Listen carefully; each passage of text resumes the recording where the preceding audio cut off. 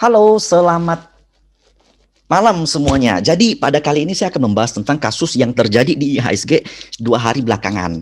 Jadi ada sedikit anomali di dalam bursa di mana banyak saham second liner ARB harganya drop tanpa volume. Nah, kita sempat bingung. Saya juga terus terang sempat bingung. Kenapa? Ini ada apa? Nah, setelah saya cek kiri kanan, ada isu yang mengatakan bahwa ini terjadi karena dana margin yang digunakan oleh retail itu terlalu besar.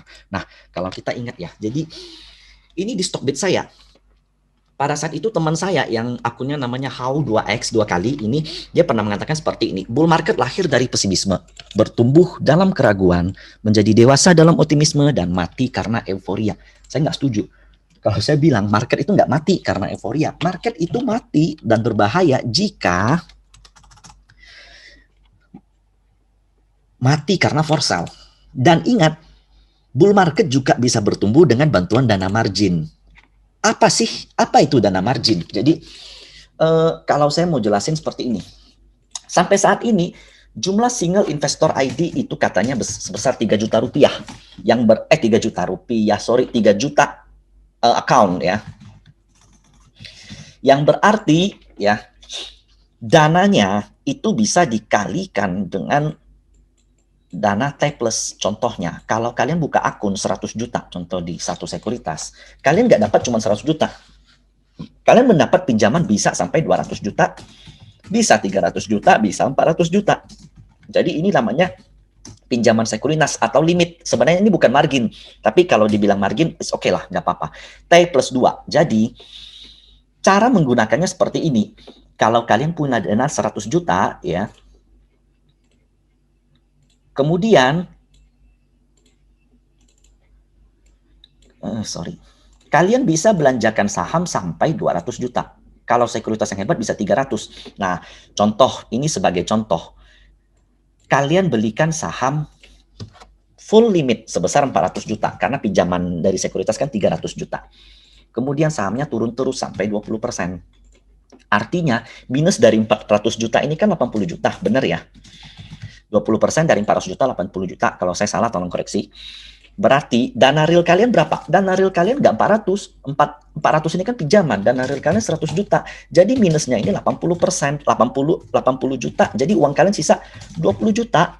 Nah, kalau seandainya ARB 3 kali lagi gimana? Berarti dana kalian minus dong. Bisa nggak? Nggak bisa. Jadi caranya kalau sekuritas SOP-nya 2. Yang pertama, dia akan menyuruh nasabah top up. Dan yang kedua adalah force sell. Permasalahannya, kalau kalian margin pakai belinya saham BBRI, itu nggak masalah. BBRI liquid, bakal ada yang mau cover, asing suka, emitennya oke, reksadana oke, Dapen oke. Jadi kalau di bursa itu kita ada yang namanya buy side. Buy side itu pihak yang membeli, beda dengan sekuritas. Kalau sekuritas itu sell side, kita sebagai retail berpihak di sell side. Sementara kalau buy side itu fund manager, reksadana, Dapen, BPJS, asuransi, dana-dana asuransi, kemudian dana-dana asabri yang dikelola, kemudian ETF, foreign, sebagian dari pemerintah itu juga merupakan dari buy side. Tugas mereka mengcover. Kalau equity fund 80% mereka minimal stocks. Tapi apakah mereka mau mengcover harga yang terus drop di saham yang valuasinya mahal seperti KF dan INAF? Jawabannya, kalian mau nggak? Kalau saya nggak mau. Jadi seandainya mesti keluar uang margin satu orang sebesar, anggap deh 400 juta ya, kali dengan, kita anggap yang gunakan margin dari 3 juta ini 1 juta deh. Itu berapa uang yang harus keluar? Kita nggak tahu sih, saya terus terang nggak tahu rasio pastinya gimana. Maka dari itu saya pernah bilang, kalau saham naik terlalu banyak, retail yang pegang, jangan sampai margin. Karena begitu margin call, buying power hilang. Zaman dulu, retail nggak pernah sebesar ini. Apakah kalian tahu retail punya kuasa sebesar 75% di market. Saat ini dana IHSG 75% transaksi satu hari. Saat ini kalau saya lihat data RTI itu sebesar 25 triliun. Dana realnya itu nggak sebesar 25 triliun. Banyak yang pakai margin. Yang kemarin-kemarin lebih gede lagi. Hari ini udah termasuk slowdown. Jadi lebih baik seperti itu. Nah, kemudian gimana ketika sudah terjadi for sale? Nah, kalian punya KF dan INAF rugi. Nggak bisa dijual nggak? Kalau kita lihat seperti chart dari KF dan INAF, contoh nih, ini KF drop terus, nggak ada volumenya, sementara yang keluar itu harus banyak. Jadi gimana caranya? Ini ketika ada sedikit pantulan, ada ekor gini ya, ini artinya ada sebagian for sale yang udah terjadi. Contohnya, sekuritas for sale, jual ARB. Jual lagi ARB, nggak ada yang mau beli. Jual lagi, nggak ada yang mau beli. Nah, di sini kemudian ada pantulan. Jadi, pantulan ini tuh membantu ya. Terus terang membantu sekuritas untuk menjual akun-akun yang for sale. For sale. Kemudian dia drop lagi. Ah, di sini oke. Nah, dia mantul di sini. Candlenya udah hijau. Kalau kita lihat INAF, candlenya juga dia merah sih, tapi dia udah ada pantulan, udah ada spread. Kemudian IRA. Nah, IRA ini yang hebat, strong, hijau, kuat, bullish ini, reversal. Nah, sekedar mengingatkan juga di YouTube dari The Traders, kalau kalian lihat ini webinar terakhir saya bersama Pak D, Ahau, dan Bro Billy, The Traders TV, kalau kalian masuk ke bagian saya presentasi, saat itu saya mengatakan bahwa KF dan INAF maksimal 3 kali lagi ARB.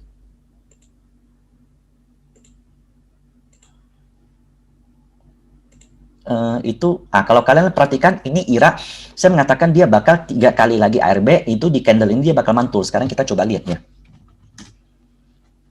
Banyak yang nggak setuju sama saya, gila 3 kali lagi ARB. Nah, perhatiin. Gambarnya saya masih ada. Tuh. Dari sini. Waktu itu, 1, 2, 3. Jadi mantul dari sini. Begitu juga dengan KF. Tuh, gambarnya saya masih ada, cuman di yang ini saya masih turunin, yang kemarin tuh di sini. Nah, kemudian INAF. Jadi maksimal farmasi drop itu memang 3 kali kalau saya bilang. Nah, maksimalnya green line ini yang oke. Nah, kemudian saya sempat menginstruksikan untuk prepare cash di grup kami Sukor. Jadi saya mengatakan bahwa minimal kalian punya 50% cash untuk averaging down. Dan to be honest, hari ini market pulih. Saya cukup senang karena salah satu instruksi saya adalah buy things at bottom. Why? Karena begini. Kenapa saya instruksikan beli things di bottom? Kalian pasti masih ingat YouTube saya kemarin yang saya mengatakan titik kunci bullish dari things itu adalah 2000. Ketika someday dia bisa lewatin 2000, maka dia akan memulai area bullishnya. Nah, kalau saya tarik, sorry. Anggap begini.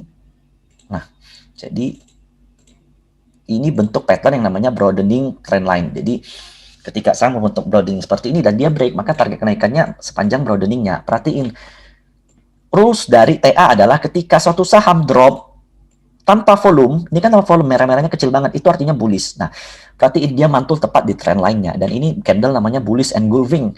Jadi ini suatu candle yang hijau sebelumnya merah dan kemudian dia ketelan semuanya. Ini candle reversal, volumenya juga gede. Jadi ini menarik. Salah satu instruksi lain. Jadi kami mendapatkan floating 17% dalam 1 hari di Things. Yang kemarin itu jauh-jauh banget covernya. Jadi saya memang udah prediksikan kalau dia bakal turun ke 2000. Itu boleh cek ke siapapun yang nanya saya ke Things. Sampai 2000 saya katakan beli. Saya sempat adjust ke 1950 dan 1750. It's okay. Masih boleh beli. Jadi money manajemennya adalah ketika turun, beli pertama, beli kedua makin gede, beli ketiga makin gede. Begitu juga dengan Elsa. Nah, perhatiin Elsa. Dia sudah semakin on track di 400. Nah, ini juga kalian pasti ingat gambar saya. 400, dia membentuk suatu pattern yang namanya, ini nggak ada handle lengkap ya, jadi namanya rounding bottom. Dia mantul juga dekat ke 400, nggak sampai 400 sayangnya. Udah reversal. Kemudian yang lain adalah, saya instruksikan beliin kok di bottom. Meskipun dia nggak nyampe bottom. Nah, perhatiin seperti ini. Dia mantul di 7.000, 6.000. 6.000 ini apa sih? 6.000 ini merupakan support weekly yang dibentuk tahun 2008. Kalau kita tarik ke belakang, jadi kalau kalian teman-teman ngelihat suatu saham, jangan lihat 1 hari 2 hari doang tuh. Dia mantul di support ini, yang hijau ini saya bikin 6.000. Jadi saya cukup amazed karena ini. Nah, jadi seperti itulah pandangan saya tentang apa yang terjadi di market. Menurut saya ini market sudah mulai on track. Big banks juga sudah mulai dibeli sama asing dan ya 2021 pandangan saya tetap bullish. Saya cukup senang dengan pergerakan Things, Inco, salah satu topik saya, juga Antam meskipun sedikit overbought, dan saya mau lihat, ini saya bukan mau sombong ya, tapi saya memang sombong sih orangnya, bercanda. Jadi kemarin ada yang nyindir saya, Katanya disuruh jauhin teens, downtrend. Kok teens mantul? Jadi begini, ketika suatu saham defensif mantul, itu artinya fund manager atau dana-dana gede sedang berlindung. Mereka sedang berjaga-jaga tentang mungkin ya ada view bearish dari mereka sehingga mereka berlindung dari market. Sehingga saya bilang di grup, jangan masuk consumer dulu. Ini pantulan baru 1 hari, baru 2 hari. Belum pertanda bullish dan bearish itu nggak pernah dinilai dalam satu candle. Kita perlu menilai tren. Nah, perhatiin UNVR. Sahamnya jelas downtrend. Jadi saya sempat disindir sama satu orang, saya nggak mau sebut namanya, tapi kalau saya minat nanti di akhir video saya sebutlah namanya. Moga-moga dia nonton ya video ini ya. Jadi saya sempat disindir begini, katanya UNVR nggak boleh dibeli karena video saya tentang main gitar itu kan yang lucu-lucuan itu. Nah, saya mau kasih lihat. Nah, ini namanya downtrend. Trend lainnya bahkan nggak jebol. Nah, dia mantul sebentar, habis itu turun lagi. Perhatiin juga ya. Volumenya ini buangan banget di atas. Jadi ini cuman dead cat bounce. Dead cat bounce itu kucing, kan dead cat bounce. Jadi kucing jatuh kemudian mantul. Jadi kucing itu punya 4 kaki. Ketika dia jatuh dari ketinggian, contohnya jatuh dari 5 meter, dia punya struktur kaki yang akan membuat dia turun sebentar, kemudian dia akan mantul dan dia nggak mati. Jadi kalian pasti sering lihat kucing jatuh dari kejauhan dia nggak mati. Jadi struktur badannya bisa membuat dia mantul sebentar. Seperti itulah istilah yang ditemukan, sering dipakai di saham, yaitu dead cat bounce. Jadi menurut saya UNVR ini dead cat bounce. Dia belum bisa lepas downtrendnya kecuali dia bisa break dari 8.000. Saya juga bilang jangan masuk. Nah lihat, dia udah mau kembali ke harganya. Malahan saya instruksikan kita tetap bertahan di saham pemenang seperti teens. Saham-saham lain yang hari ini juga mengalami pantulan seperti Same. Ingat, Same saya pernah bilang target 400, dia balik lagi ke 400. Nah, gimana? Antam. Kita lihat Antam. Antam targetnya bagi saya masih 4.000. Nah, perhatiin. Turun tanpa volume, naik dengan volume. Ini juga bullish engulfing. Dia reject support 2.500. Sebenarnya supportnya 2.400, tapi ya hari ini nggak bisa sampai 2.400 karena RB-nya 2.500 doang. Jadi terus terang saya juga nggak kebeli Antam, hanya modal-modal lama, modal-modal yang bawah. Kalau yang atas ini udah kepotong, gitu. Nah, yang saya mau kasih lihat seperti ini ya, mungkin. Nah, saya kan sempat disinggung begini. Kemarin ini namanya Chris, oke, saya sebutin, saya nggak sensor aja deh. Dia bilang begini, ini Januari tanggal 18, artinya dari video ini dibuat itu sekitar 2 hari yang lalu. Kemarin ada saran hindari UNVR, kok naik ya? Nah, pertama mesti diingat, saya bilang jauhin UNVR karena kita lihat downtrend atau uptrend. Kita harus beli saham yang uptrend, sehingga ketika kita terkena technical correction, itu suatu saat akan balik. Saya muncul, saya nggak kabur, saya muncul. Mungkin maksudnya saya, ini Pak D sempat bilang, kok selama ini Anda ngeledek terus sih? Kita nggak marah kok, santai aja. Ya saya bilang kalau apple to apple, ini baru sehari. Nggak apa-apa, kalem saya. Mari kita lihat ke depannya ya. Let's see ke depannya, saya bilang. Kita compare trend. Kalau kita bicara downtrend dan uptrend, itu bukan pergerakan sehari. Luckily hari ini, teens itu mantul lebih dari 10%. UNVR malah terus turun. Maka saya bilang, Om kemarin kemana? Japri aja. Kalau malu muncul di sini. Saya bukan mau sombong ya, tapi saya memang sombong, sorry. Nah, UNVR, kita lihat pergerakannya. Year to date, itu minus 2,3% year to date ya. Oh sorry, ini bukan, ini pergerakan harian.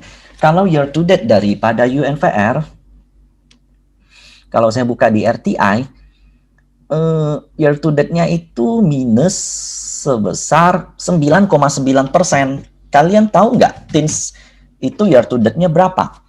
Teens year to date itu baru 20 hari loh ya, belum 1 bulan. Itu sudah 179% alias sudah mau 2 bagger. Nah bayangin, kalau kita compare tentang uptrend dan downtrend, jangan lihat pergerakan harga hanya sehari. So, untuk sekian video kali ini, jangan lupa subscribe dan follow IG saya. Mengenai insight mengenai market, saya bukan profesional. Ingat, saya nggak pernah merasa bahwa diri saya pinter, jago, enggak. Sampai saat ini saya masih belajar. Saya juga, nah mungkin terkadang saya agak songong karena ini memang bawaan sifat saya, mohon maaf ya, bercanda. Jadi ini IG saya Michael Yo. Dan jangan lupa subscribe dan bagikan video ini jika Anda merasa terbantu. Terima kasih.